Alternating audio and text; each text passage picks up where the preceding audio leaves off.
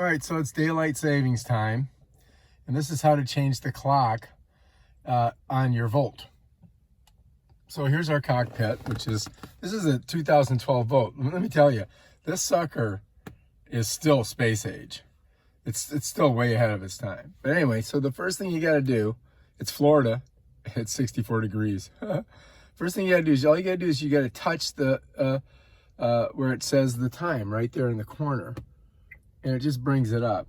And what I got to do is I got to go from 8:20 to 9:20 because I got to move it an hour ahead because of daylight savings time. So I'm just going to click this little plus sign. Bam, that's it.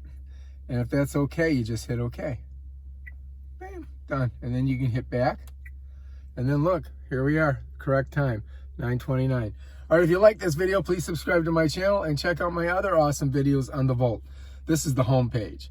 It's got the music, it's got your energy if you want to see how much energy you got.